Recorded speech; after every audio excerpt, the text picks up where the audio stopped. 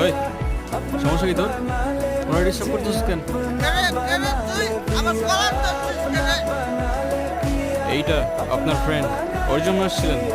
না, উনি আমাকে অনেকক্ষণ ধরে বিরক্ত করতেছে।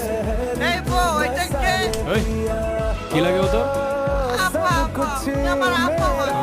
মেয়ে দেখলে মাথা ঠিক থাকে না, না?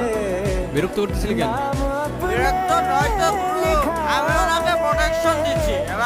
ভালো না মাল করে ভরা প্রোটেকশন দেওয়া লাগবে না, যা তুই যা ফোট।